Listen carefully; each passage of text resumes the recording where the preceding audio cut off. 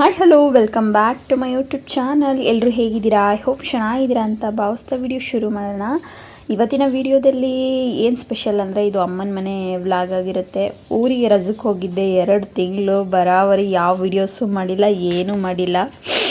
ಅಲ್ಲಿಗೆ ಹೋದರೆ ಗೊತ್ತಲ್ಲ, ಹಳ್ಳಿಗೆ ಹೋದರೆ ಎಷ್ಟು ಚೆನ್ನಾಗಿರುತ್ತೆ ಅಂತ. ವಿಡಿಯೋ ಮಾಡ್ಕೊಳ್ಳೋ ಮನಸ್ಸು ಇರಲ್ಲ, ಹಾಗೆ ಅಷ್ಟೆಲ್ಲ ಪೇಷನ್ಸ್ ಇರಲ್ಲ.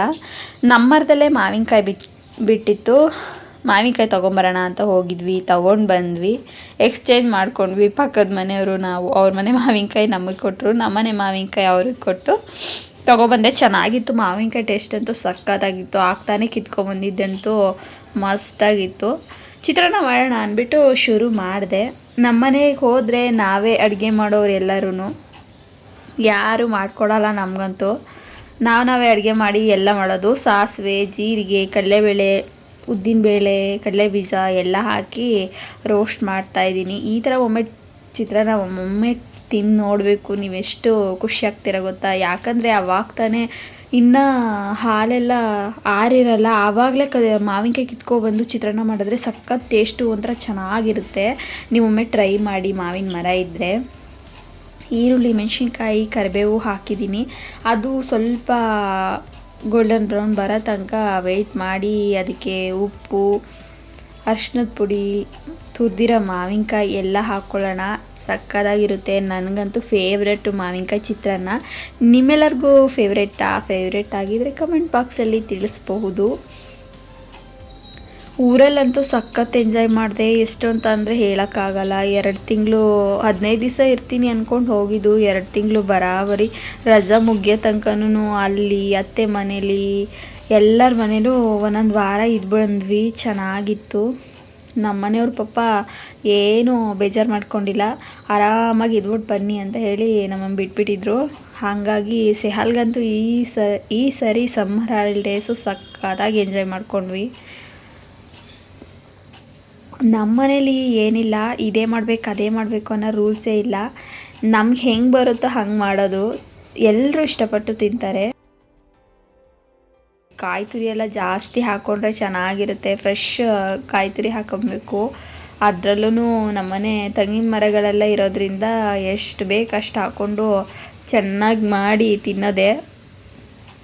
ಊರಿಗೆ ಹೋದರೆ ಯಾವುದಕ್ಕೆ ಬರ ಇರುತ್ತೋ ಇಲ್ವೋ, ತೆಂಗಿನಕಾಯಿಗಂತೂ ಬರ ಇರಲ್ಲ. ಯಾಕಂದರೆ ತೆಂಗಿನ ಮರ, ಮಾವಿನ ಮರ, ಹಣ್ಣಿನ ಮರಗಳೆಲ್ಲ ಇದ್ದಾವೆ. ನಮ್ಮೂರಲ್ಲಿ ಇರೋಕ್ಕೆ ಒಂಥರ ಖುಷಿಯಾಗುತ್ತೆ. ಯಾವುದು ಇಂಥದ್ದೊಂದು ಇಲ್ಲ ಅನ್ನೋ ಥರ ಇರಲ್ಲ. ಎಲ್ಲ ಮನೆ ಹತ್ರನೇ ಸಿಗುತ್ತೆ. ಯಾವುದು ಕೊಂಡ್ಕೊಂಡು ಬರೋ ಅವಶ್ಯಕತೆ ಇರಲ್ಲ. ಈ ಸಿಟಿಲಾದರೆ ನಾವು ಮಾವಿನಕಾಯಿಗೆ 20 ರೂಪಾಯಿ ಕೊಡಬೇಕಾಗುತ್ತೆ. ತೆಂಗಿನಕಾಯಿ ಅಂತೂ ಕೇಳಂಗೆ ಇಲ್ಲ, ರೈಟು ಗಗನ. ಎಲ್ಲ ಹೋಲ್ಸೇಲಾಗಿ ಹೇಳಬೇಕು ಅಂದರೆ ಹಳ್ಳೀಲಿ ಯಾವುದೂ ರೀತಿ ಕೊಂಡ್ಕೊಳ್ಳೋ ಅಂಥದ್ದು ತರಕಾರಿ ಆಗ್ಬೋದು, ಸೊಪ್ಪು ಅವೆಲ್ಲ ಕೊಂಡ್ಕೊಳ್ಳೋ ಹಾಗೆ ಇರಲ್ಲ. ಅಲ್ಲಿ ಇಲ್ಲಿ ಸಿಕ್ಕಿದ್ದೆಲ್ಲ ತಗೊಂಡು ಆರಾಮಾಗಿ ಮಾಡ್ಬೋದು. ಮೇಂಟೆನೆನ್ಸ್ ಕಡಿಮೆ. ನಮ್ಮಮ್ಮ ಮಧ್ಯಾಹ್ನದ ಅಡುಗೆಗೆ ಒಣಗಾನೆ ಸೊಪ್ಪು ತೊಗೊಬಂದಿತ್ತು. ಇದು ಹಳ್ಳಿ ಸೈಡಲ್ಲಿ ಸಖತ್ತು ಸಿಗುತ್ತೆ, ಮತ್ತು ಇದು ಕೂದಲಿಗೆಲ್ಲ ಒಳ್ಳೆಯದು, ಕಣ್ಣಿಗೆ ಒಳ್ಳೆಯದು, ಚೆನ್ನಾಗಿರುತ್ತೆ ಸೊಪ್ಪು. ಇದನ್ನು ಜಾಸ್ತಿ ತಿನ್ನಬೇಕು ಅಂತ ಹೇಳ್ತಾರೆ. ನಮ್ಮಮ್ಮ ಕಿತ್ಕೊಬಂದಿರೋದ್ರಿಂದ ಮಾಡ್ತಾಯಿದ್ವಿ. ಇದೊಂದು ಸ್ವಲ್ಪ ಬಿಡ್ಸೋಕ್ಕಷ್ಟೇ ಕಷ್ಟ ಅನಿಸುತ್ತೆ. ಅಂದರೆ ನಮಗೆಲ್ಲ ಕಷ್ಟ ಆಗ್ಬೋದು, ಹಳ್ಳೀಲಿರೋರ್ಗೆ ಅಷ್ಟು ಕಷ್ಟ ಆಗೋಲ್ಲ. ಯಾಕಂದರೆ ಅದನ್ನು ಅಭ್ಯಾಸ ಮಾಡ್ಕೊಂಡಿರ್ತಾರೆ ಬಿಡಿಸೋದೆಲ್ಲನೂ. 5 ನಿಮಿಷಕ್ಕೆ ಬಿಡಿಸ್ಕೊಡ್ತು ನಮ್ಮಮ್ಮ. ಅಂದರೆ ಇನ್ನು ಎಳೆದು ಸೊಪ್ಪು ಸಖತ್ತಾಗಿ ಬೆಂದೋಗಿತ್ತು, ಸಖತ್ ಚೆನ್ನಾಗಿತ್ತು. ಸಾಂಬಾರಂತೂ ಸಖತ್ತು ಟೇಸ್ಟ್ ಇರುತ್ತೆ. ಹಾಗೇ ರಾಜ್ಮಾ ಕಾಳು ಅಂತ, ಬೀನಿಸ್ ಕಾಳು ಅಂತಾರೆ ನಮ್ಮ ಸೈಡು. ಬೀನಿಸ್ ಕಾಳು ಜೊತೆ ಹಾಕಿದರೆ ಇದು ತಿನ್ನೋಕ್ಕೆ ಸಖತ್ತು ಚೆನ್ನಾಗಿರುತ್ತೆ. ಫ್ರೈ ಮಾಡ್ಕೊಂಡೆಲ್ಲ ತಿನ್ಬೋದು, ಅಷ್ಟು ಚೆನ್ನಾಗಿರುತ್ತೆ. ಎಲ್ಲಾದರೂ ಸಿಕ್ಕಿದರೆ ಒಮ್ಮೆ ತೊಗೊಂಡು ಮಾಡಿ ನೋಡಿ, ಅಷ್ಟು ಚೆನ್ನಾಗಿರುತ್ತೆ ಸಾಂಬಾರು. ಚೆನ್ನಾಗಿ ಇದನ್ನು ವಿಷಲಾದರೂ ಓಡಿಸ್ಬೋದು, ಇಲ್ಲಾಂದರೆ ನಿಮ್ಮನೆ ಪಾತ್ರೆ ಯಾವುದಿರುತ್ತೆ, ಬೋಸಿ, ತಪ್ಪಲೆ ಯಾವುದು ಬೇಕಿದ್ರೂ ಮಾಡ್ಕೊಬೋದು. ಅಷ್ಟು ಚೆನ್ನಾಗಿ ಸಾಂಬಾರು ಟೇಸ್ಟ್ ಕೊಡುತ್ತೆ. ಇದಕ್ಕೆ ಉಪ್ಪು ಹಾಕ್ಬಿಟ್ಟು ಒಂದು ಅರ್ಧ ಗಂಟೆ ಬೇಯಿಸ್ಕೊಳ್ಳೋಣ. ವಿಷಲಾದರೆ 1-2 ವಿಷಲ್ ಸಾಕಾಗುತ್ತೆ. ಇದಕ್ಕೆ ಏನೆಲ್ಲ ಇಂಗ್ರೀಡಿಯೆಂಟ್ಸ್ ಬೇಕು ಸಾಂಬಾರಿಗೆ ಅಂತ ಇವಾಗ ನೋಡೋಣ ಬನ್ನಿ. ಸ್ವಲ್ಪ ಹುಣಸೆಹಣ್ಣು, ಅಂದರೆ 1 ಈರುಳ್ಳಿ ಅಷ್ಟು ದಪ್ಪ ಹುಣಸೆಹಣ್ಣು, ಕಾಯಿ, ಜೀರಿಗೆ, ಬೆಳ್ಳುಳ್ಳಿ, ಹಾಗೆ ಕೊತ್ತಂಬರಿ, ಖಾರಕ್ಕೆ ಮೆಣಸಿನ ಪುಡಿ, ಹಾಗೆ ಧನಿಯಾ ಪುಡಿ, ಇಷ್ಟೇ ಬೇಕಾಗಿರೋದು. ಇದನ್ನು ಫೈನ್ ಪೇಸ್ಟ್ ಮಾಡ್ಕೊಂಬಂದ್ಬಿಡೋಣ. ಫೈನ್ ಪೇಸ್ಟ್ ಮಾಡೋ ಅಷ್ಟೊತ್ತಿಗೆ ಕಾಳು ಸೊಪ್ಪು ಬೆಂದಿರುತ್ತೆ. ಈಗ ಆಲ್ಮೋಸ್ಟ್ ಕಾಳು ಸೊಪ್ಪು ಬೆಂದೈತೆ. ಈ ಕಾಳು ಸೊಪ್ಪನ್ನ ಖಾರದ ಜೊತೆಗೆ ಹಾಕ್ಕೊಂಡು ಚೆನ್ನಾಗಿ ಕಾಳು ಸೊಪ್ಪನ್ನ ಚೆನ್ನಾಗಿ ರುಬ್ಕೊಂಬಂದ್ಬಿಡೋಣ.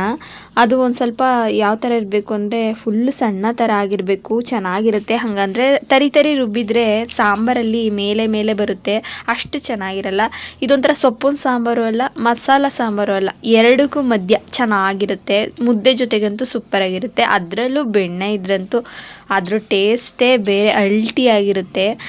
ಒಮ್ಮೆ ಈ ಸೊಪ್ಪೆಲ್ಲಾದರೂ ಸಿಕ್ಕಿದರೆ ಒಮ್ಮೆ ಟ್ರೈ ಮಾಡಿ, ಸಕ್ಕತ್ತಾಗಿರುತ್ತೆ. ಇದಕ್ಕೊಂದು ಬೆಳ್ಳುಳ್ಳಿನ ಚೆನ್ನಾಗಿ ಸಿಪ್ಪೆ ಎಲ್ಲ ಸುಲಿದು ಗೆಚ್ಕೊಂಡು ಒಗ್ಗರಣೆ ಮಾಡೋದಷ್ಟೇ. ಇದಕ್ಕೇನು ಹಾಕಂಗಿಲ್ಲ, ಜಾಸ್ತಿ ಇಂಗ್ರೀಡಿಯೆಂಟ್ಸ್ ಇಲ್ಲ, ಮಸಾಲ ಇಲ್ಲ, ಅಷ್ಟು ಚೆನ್ನಾಗಿರುತ್ತೆ ಸಾಂಬಾರು ಗೊತ್ತಾ. ಒಮ್ಮೆ ಟ್ರೈ ಮಾಡಿ. ಇದನ್ನು ಸಾಂಬಾರು ಮಾಡೋಕ್ಕಾಗಲಿಲ್ಲ ಅಂದರೆ ಸೊಪ್ಪು ಬೇಯಿಸಿರ್ತೀವಲ್ಲ ಆ ರಸದಲ್ಲಿ ಮಕ್ಳಿಗೆ ಸ್ವಲ್ಪ ಬೆಣ್ಣೆ ಅಥವಾ ತುಪ್ಪದಲ್ಲಿ ಊಟ ಮಾಡಿಸಿದ್ರೂ ಕೂಡ ತುಂಬ ಅಂದರೆ ತುಂಬ ಚೆನ್ನಾಗಿರುತ್ತೆ. ಮತ್ತು ಅದರಲ್ಲಿ ಇರೋ ಬೆನಿಫಿಟ್ಸ್ ಎಲ್ಲ ಆಲ್ಮೋಸ್ಟು ರಸದಲ್ಲೇ ಇರುತ್ತೆ ಅಲ್ವಾ, ಹಾಗಾಗಿ ಸಣ್ಣ ಮಕ್ಳಿಗೂ ಕೂಡ ತಿನ್ನಿಸ್ಬೋದು, ಚೆನ್ನಾಗಿರುತ್ತೆ. ಇದನ್ನು ಬಾಣತಿಯರಿಗೆ ಮತ್ತು ಮೆಚೂರ್ಡ್ ಆಗಿರುತ್ತಾರಲ್ಲ ಅವರಿಗೆ ಎಲ್ರಿಗೂ ಕೊಡ್ತಾರೆ, ಸಕ್ಕತ್ತಾಗಿರುತ್ತೆ. ಒಮ್ಮೆ ಟ್ರೈ ಮಾಡಿ. ಈ ಸೊಪ್ಪು ಸಿಕ್ಕಿದ್ರಂತೂ ಮಿಸ್ ಮಾಡ್ಕೊಳಕ್ಕೆ ಹೋಗಬೇಡಿ. ಸಾಂಬಾರಾಯಿತು, ನಾನಂತೂ ಬೆಣ್ಣೆ ಜೊತೆಗೆ ಸೊಪ್ಪು ಹಾಕ್ಕೊಂಡು ತಿಂತಾಯಿದ್ದೀನಿ, ಅಷ್ಟು ಚೆನ್ನಾಗಿತ್ತು. ಸೊಪ್ಪೇನು ಎಷ್ಟಿದೆಯಾ ಅಂತ ಅಂದ್ಕೊಳಕ್ಕೆ ಹೋಗಬೇಡಿ. ಸೊಪ್ಪು ಪೂರ್ತಿ ತಿನ್ಕೊಂಬಿಟ್ಟಿದೆ, ಸ್ವಲ್ಪ ಇತ್ತು. ಎಲ್ಲರೂ ಊಟ ಮುಗಿಸ್ಕೊಂಡು ನಮ್ಮನೆ ಹಿಂದ್ಗಡೆ ಸ್ವಲ್ಪ ಹಿತ್ತಲು ಥರ ಇದೆ, ಅದನ್ನು ಕ್ಲೀನ್ ಮಾಡೋಣ ಅಂತ ಹೋದ್ವಿ. ರಜದಲ್ಲಿ ಆಲ್ಮೋಸ್ಟ್ ಎಲ್ಲ ಕೆಲಸನೂ ಮಾಡಿಕೊಡ್ತೀವಿ ನಮ್ಮಮ್ಮಂಗೆ. ಪಾಪ ನಮ್ಮಮ್ಮ ನಾವು ಬರೋದನ್ನೇ ವೆಯ್ಟ್ ಮಾಡ್ತಾ ಇರುತ್ತೆ, ಯಾವ ಕೆಲಸ ಪೆಂಡಿಂಗ್ ಇಟ್ಕೊಳ್ಳೋಣ, ಯಾವ ಕೆಲಸ ಮಾಡಿಸೋಣ ಅಂತ. ಎಲ್ಲ ಕೆಲಸ ಮಾಡ್ತಿರ್ಬೇಕಾದ್ರೆ ನಮ್ಮ ಕಣ್ಣಿಗೆ ಈ ಚುರುಕು ಮೆಣಸಿನ್ಕಾಯಿ ಗಿಡ ಅಂತೂ ಬೀಳ್ತು. ಅದರಲ್ಲಂತೂ ಎಷ್ಟು ಬಿದ್ದಿತ್ತು, ಎಷ್ಟು ಕಾಯಿ ಬಿಟ್ಟಿತ್ತು ಅಂದರೆ ಅಷ್ಟೊಂದು ಬಿಟ್ಟಿತ್ತು. ಇಲ್ಲಾಂದ್ರೂ ಒಂದು 1/4 kg ಅಷ್ಟು ಚುರುಕು ಮೆಣಸಿನ್ಕಾಯಿ ಸಿಕ್ತು. ಎಲ್ಲ ಕಲೆಕ್ಟ್ ಮಾಡಿಕೊಂಡು ಹಿತ್ತಲಂತೂ ಕ್ಲೀನ್ ಮಾಡಿದ್ವಿ. ಅದ್ರ ಜೊತೆಗೆ ಬಾಳೆ ಗಿಡ ಎಲ್ಲ ಹಾಕಿತ್ತು ನಮ್ಮಮ್ಮ. ಅದ್ರದ್ದು ದಿಂಡು ಬರುತ್ತಲ್ಲ, ಬಾಳೆ ದಿಂಡು, ಅದನ್ನು ಸಾಂಬಾರಿಗೆಲ್ಲ ಹಾಕಿದರೆ ಸಖತ್ತಾಗಿರುತ್ತೆ. ಅದನ್ನು ಕೂಡ ಕಲೆಕ್ಟ್ ಮಾಡ್ಕೊಂಡ್ವಿ, ಚೆನ್ನಾಗಿರುತ್ತೆ. ನಮ್ಮೂರಲ್ಲಿ ಏನು ಇಂಥದ್ದೊಂದು ಕೊಂಡ್ಕೊಬೇಕು ಅನ್ನೋ ಥರ ಇರಲ್ಲ. ನಮ್ಮೂರಲ್ಲಿ ಅಂತಲ್ಲ, ಹಳ್ಳಿಲಷ್ಟೇ ಇಂಥದ್ದೊಂದು ಕೊಂಡ್ಕೊಬೇಕು, ಇದೇ ಮಾಡ್ಬೇಕು ಅದೇ ಮಾಡ್ಬೇಕು ಅನ್ನೋದೇನಿಲ್ಲ. ಇವತ್ತಿನ ಸಾಂಬಾರಿಗೆ ಏನೋ ಒಂದು ಊರ ಮನೇಲಿ ಏನು ಸಿಗುತ್ತೆ ಅದು ಮಾಡ್ತಾರೆ. ನನಗಂತೂ ಖುಷಿಯಾಗುತ್ತೆ ಹಳ್ಳೀಲಿ ಈ ಥರ ಎಲ್ಲ ಸಿಗುತ್ತಲ್ವಾ, ಮಾಡೋಕ್ಕಂತೂ ಸಕ್ಕತ್ತಾಗಿರುತ್ತೆ. ನನಗೆ ಅವಕಾಶ ಸಿಕ್ಕಿದ್ರಂತೂ ನಾನು ತರಕಾರಿನೇ ತಗೋತಿರ್ಲಿಲ್ಲ ಅನಿಸುತ್ತೆ. ನಮ್ಮನೆ ಹಿತ್ತಲಲ್ಲಂತೂ ವೀಳ್ಯದೆಲೆ ಎಲ್ಲ ಇದೆ. ಎಷ್ಟು ನಾವಿದ್ದಾಗ ಇಷ್ಟೆಲ್ಲ ಇರಲಿಲ್ಲ, ಇವಾಗ ಎಲ್ಲ ಹಾಕೊಂಡ್ಬಿಟ್ಟೈತೆ ನಮ್ಮಮ್ಮ. ವೀಳ್ಯದೆಲೆ, ಬಾಳೆ ಗಿಡ, ಅಡಿಕೆ ಗಿಡ ಎಲ್ಲ ಇದೆ. ನನಗಂತೂ ನಮ್ಮನೆ ಅಂತೂ ಸಕ್ಕತ್ತಾಗಿ ಇಷ್ಟ ಆಗುತ್ತೆ. ಮತ್ತು ಎಷ್ಟು ದಿನ ಇದ್ರೂ ಸಾಕಾಗೋದಿಲ್ಲ. 1-2 ದಿನಕ್ಕಂತೂ ನನಗೆ ಹೋಗೋಕ್ಕಂತೂ ಇಷ್ಟನೇ ಆಗಲ್ಲ. ನಮ್ಮ ಅಕ್ಕನೂ ಆಲ್ಮೋಸ್ಟ್ ಎಲ್ಲ ಕೆಲಸ ಮಾಡ್ತಾಯಿತ್ತು. ನಮ್ಮ ಅಕ್ಕ ನನ್ನ ಮಗನಿಗೆ ಎದುರಿಸ್ತಾಯಿತ್ತು. ಆ ಕಡೆಯಿಂದ ಓಡ್ಕೊಂಡು ಬಂದ ನೋಡಿ, ಅವನು ಒಬ್ಬನೇ ಟಿ ವಿ ನೋಡ್ತಾ ಇದ್ದ ಮನೆ ಒಳಗಡೆ. ಹಾಗಾಗಿ ಎದುರಿಸಿದ ತಕ್ಷಣ ಆ ಕಡೆಯಿಂದ ಈ ಕಡೆಗೆ ಓಡಿ ಬಂದ. ಮತ್ತು ಇನ್ನೊಂದು ಹೇಳೋದು ಮರ್ತೇ ಬಿಟ್ಟಿದೆ, ಸೀಬೆ ಹಣ್ಣಿದೆ. ಎಷ್ಟು ಚೆನ್ನಾಗಿದೆ ಅಂದರೆ, ಸೀಬೆ ಹಣ್ಣಿಗೆ ಏನಂತಾರೆ, ಪೇರ್ಲೆಕಾಯಿ. ಪೇರ್ಲೆಕಾಯಿ ಅಂತೂ ನಮ್ಮನೆ ಅಂತೂ ಮರ ಎಲ್ಲ ಮುರಿದೋಗ್ಬೇಕು ಅಷ್ಟು ಬಿಟ್ಟಿದೆ. ನಾವಿಲ್ಲೆಲ್ಲ ದುಡ್ಡು ಕೊಟ್ಟು ತಿನ್ನೋದನ್ನ ಅಲ್ಲಿ ಫ್ರೀಯಾಗಿ ಸಿಗುತ್ತೆ, ಅದೇ ಒಂದು ಬೇಜಾರು. ಅಲ್ಲಿಂದ ತೊಗೊಂಬರೋಕ್ಕೂ ಆಗಲ್ಲ. ತೊಗೊಂಡು ಎಷ್ಟು ದಿನ ತಿನ್ನೋಕ್ಕಾಗುತ್ತೆ, ತೊಗೊಬಂದು 1 ವಾರ ಅಷ್ಟೇ ಅಲ್ವಾ. ಅಲ್ಲಾದರೆ ತಿನ್ಬೋದು, ಚೆನ್ನಾಗಿರುತ್ತೆ. ಆಮೇಲೆ ಅಲ್ಲಿಂದ ಮುಗಿಸ್ಕೊಂಡು ನಾವು ಹಸ ಕಟ್ತೀವಲ್ವ, ದನದ ಕೊಟ್ಟಿಗೆ, ಅಲ್ಲಿಗೆ ಹೋದ್ವಿ. ಅಲ್ಲೊಂದಷ್ಟು ಕಾಮಿಡಿ ಆಯಿತು. ಹಿಂಗೇನೆ 2 ತಿಂಗಳು ಪೂರ್ತಿ ಟೈಮ್ ಸ್ಪೆಂಡ್ ಮಾಡಿದ್ದೇ ಆಯಿತು. ನಂತರನೇ ಎಷ್ಟೋ ಜನ ಟೈಮ್ ಸ್ಪೆಂಡ್ ಮಾಡ್ತಾರೆ ಅಂದ್ಕೊತೀನಿ. ರಜಾ ಬಂದರೆ ಇನ್ನೂ ಸ್ವಲ್ಪ ರಜಾ ಜಾಸ್ತಿ ಇರಲಿ. ಹಳ್ಳಿಲಂತೂ ರಜಾ ಇದ್ದಷ್ಟು ಮನೇಲಿ ಬೆನಿಫಿಟೇ, ಯಾಕಂದರೆ ಎಲ್ಲ ಕೆಲಸ ಆಗುತ್ತೆ. ಅಷ್ಟೊಂದೇನು ಮನೇಲೇ ಇದ್ದಿದ್ದೀವಿ ಬೋರು ಆ ಥರ ಏನು ಅನಿಸಲ್ಲ, ಯಾಕಂದರೆ ಕೆಲಸಗಳು ಆಗುತ್ತೆ ಮತ್ತು ಚೆನ್ನಾಗಿರುತ್ತೆ. ಈ ಸಿಟಿಲಾದರೆ ಮನೇಲಿ ಇದ್ದು ಸಿಕ್ಕಾಪಟ್ಟೆ 1-2 ದಿನಕ್ಕೆ ಬೋರಾಗಿ ಹೋಗುತ್ತೆ. ಇರೋದೇ ಬೇಡಪ್ಪ, ಮನೆಗೆ ಹೋಗ್ಬಿಡೋಣ, ಬೇರೆ ಕಡೆ ಹೋಗೋಣ, ಈ ಥರ ಎಲ್ಲ ಅನಿಸುತ್ತೆ. ನನಗೆ ಮಾತ್ರ ಹಂಗೆ ಅನಿಸುತ್ತೋ ಬೇರೆಯವ್ರಿಗೂ ಹಂಗೆ ಅನಿಸುತ್ತೋ ಗೊತ್ತಿಲ್ಲ, ನನಗಂತೂ ಹಂಗೆ ಅನಿಸುತ್ತೆ. ಮಕ್ಕಳೆಲ್ಲ ಆಟ ಆಡ್ತಾಯಿದ್ರು. ಆಟ ಆಡೋದ್ರ ಜೊತೆಗೆ ನಮ್ಮ ತೇಜ್ ಒಂದು ಕಾಮಿಡಿ ಮಾಡ್ತಾನೆ, ಹಾಗೆ ನೋಡಿ. ಇರಲಿ ಕುಡಿಯೋ, ಇರಲಿ ಕುಡಿ. ನಿಮ್ಮ ಮಗನ ಬಗ್ಗೆ ಏನು ಹೇಳ್ತೀರಾ? ಟೀ ಕುಡಿಯೋದ್ರ ಬಗ್ಗೆ ನನ್ನ ಬಾಳಲ್ಲಿ ನೆಮ್ಮದಿಲ್ಲ ಸುತ್ತಲೇ ಕತ್ತಲು ತುಂಬಿದೆ.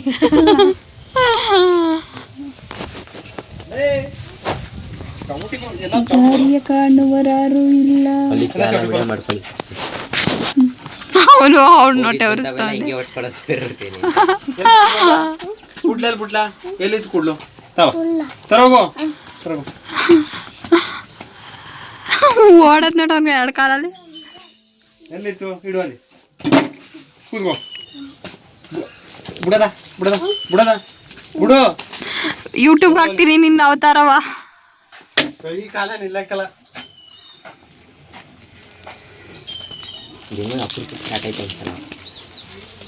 ಹೊಸ್ದಾಗಿ ನಮ್ಮನೆ ಒಂದು ಕೊಟ್ಟಿಗೆ ಕಟ್ಟಿಸ್ತಿದ್ದಾರೆ. ಆ ಕೊಟ್ಟಿಗೆ ಕಟ್ಸಿರೋ ಸಿಮೆಂಟ್ ಎಲ್ಲ ಹೋಗಿ ಹೋಗಿ ಮುಟ್ಟೋದು, ತುಣಿಯೋದು, ಎರ್ಚೋದು ಹಂಗೆಲ್ಲ ಮಾಡ್ತಿದ್ದ. ಅದಕ್ಕಾಗಿ ರೇಗ್ತಿದ್ದ ನನ್ನ ತಮ್ಮ. ಅಷ್ಟೊಂದು ಹೊಟ್ಟೆ ಉರ್ಸಿದ್ರೆ ಏನು ಮಾಡೋಕ್ಕಾಗುತ್ತೆ, ಬೈಲೇಬೇಕಾಗುತ್ತೆ. ಇವತ್ತಿನ ವ್ಲಾಗ್ ಇಷ್ಟೇ ಆಗಿರುತ್ತೆ. ಸಮ್ಮರ್ ಹಾಲಿಡೇಸ್ ಅಂತೂ ಸಕ್ಕದಾಗಿ ಎಂಜಾಯ್ ಮಾಡಿದ್ವಿ. ನೆಕ್ಸ್ಟ್ ಇನ್ನೊಂದು ಒಳ್ಳೆ ವ್ಲಾಗ್ ಜೊತೆಗೆ ಸಿಗ್ತೀನಿ. ಅಲ್ಲಿವರೆಗೂ ನನ್ನ ಚಾನಲ್ನ ಹೀಗೆ ನೋಡ್ತಾ ಇರಿ. ಬಾಯ್.